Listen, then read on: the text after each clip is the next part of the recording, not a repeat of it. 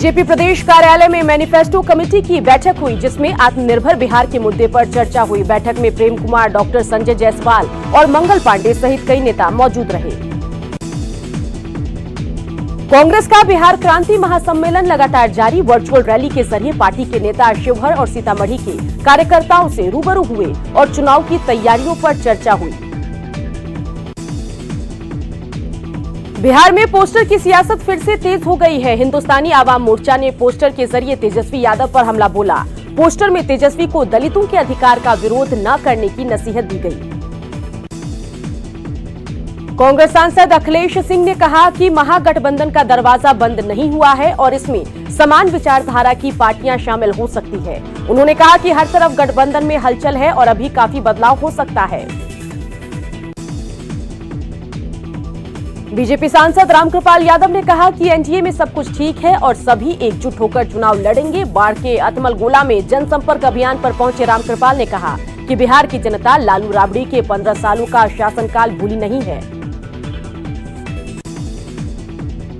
कृषि मंत्री डॉक्टर प्रेम कुमार ने कहा कि एनडीए में सीट बंटवारे को लेकर कोई विवाद नहीं है और विधानसभा चुनाव में गठबंधन को बड़ी जीत मिलेगी। प्रेम कुमार ने कहा कि 15 सालों में बिहार में चौतरफा विकास हुआ है।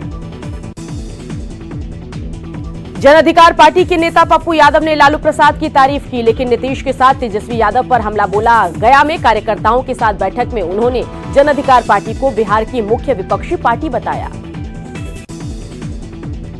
कांग्रेस नेता तारिक अनवर ने जेडीयू और एलजेपी पर तंज कसते हुए कहा कि दोनों मौका परस्ती की राजनीति करते हैं। तारिक ने कहा कि नीतीश कुमार और रामविलास पासवान सिद्धांतों की दुहाई देते हुए बीजेपी से अलग हुए थे, लेकिन सत्ता के लिए फिर साथ हो गए।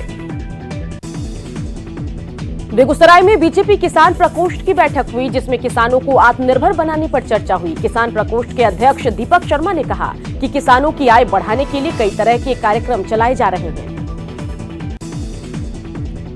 बिहार कांग्रेस के कार्यकारी अध्यक्ष अशोक राम ने कहा कि महागठबंधन में सीट शेयरिंग आखिरी दौर में है, लेकिन बातचीत के लिए दरवाजे खुले हुए हैं। अशोक राम ने कहा कि एलजेपी के स्टैंड पर फिलहाल कांग्रेस का ज्यादा ध्यान नहीं है। चुनावी मौसम में टिकट चाहने वालों की पटना में भीड़ उमड़ रही है। वीरचंद पटेल पथ पर बीजेपी, जेडीयू और आरजेडी 3 बड़ी पार्टियों का ऑफिस है। इस वजह से वहां भारी भीड़ दिख रही है और वहां सड़कों पर जाम लगा रहा है। बांका में भारतीय जनता युवा मोर्चा की जिला कार्य समिति की बैठक हुई, जिसमें राजस्व मंत्री रामनारायण मंडल भी शामिल हुए। मंत्री ने कहा कि विधानसभा चुनाव में एनडीए की किसी से लड़ाई नहीं है, बल्कि ये बिहार और केंद्र सरकार के काम पर मुहर लगाने का चुनाव है।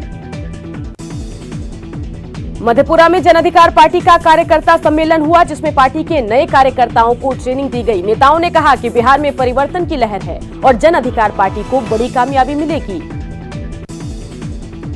बिहार कांग्रेस के प्रभारी सचिव वीरेंद्र सिंह राठौड़ ने नवादा में मगध प्रमंडल के कार्यकर्ताओं के साथ बैठक की, जिसमें 3 जिलों के कार्यकर्ता मौजूद रहे। इस दौरान विधानसभा चुनाव की तैयारियों पर चर्चा हुई। बांका की पूर्व सांसद पुतुल कुमारी ने जमुई के गिद्धौर में अपने समर्थकों के साथ बैठक की। इस दौरान आरजेडी, एलजेपी या बीजेपी में शामिल होने की संभावना पर चर्चा हुई। हालांकि फिलहाल कोई फैसला नहीं हुआ। चुनावी साल में शिलान्यास और उद्घाटन का सिलसिला तेज हो गया है। फारबिसगंज प्रखंड के झिरुआ और परवाहा में विधायक मंचन केसरी ने करोड़ रुपए की लागत वाली सड़क योजनाओं का शिलान्यास किया। विधानसभा चुनाव को लेकर आरजेडी नेता पोस्टर और बैनरों के साथ तैयार हैं और गाड़ियों पर भी तेजस्वी के पोस्टर लगाकर घूम रहे हैं। उनका कहना है कि आरजेडी हमेशा पुराने कार्यकर्ताओं को तरजीह देता है। बिहार में बदलाव के नारे के साथ जनता दल सेक्युलर चुनाव में उतरेगा। चुनावी तैयारियों को लेकर पटना में पार्टी की बैठक हुई, जिसमें नेताओं ने केंद्र और बिहार सरकार पर जनता की समस्याओं की अनदेखी का आरोप लगाया।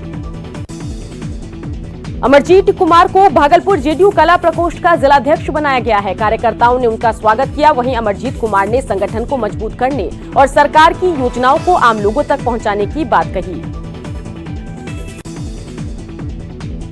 वोटरों को जागरूक करने के लिए भागलपुर कलेक्ट्रेट परिसर में जागरूकता कार्यक्रम चलाया गया। इस मौके पर आंगनबाड़ी सेविका और सहायिकाओं ने जागरूकता रैली निकाली।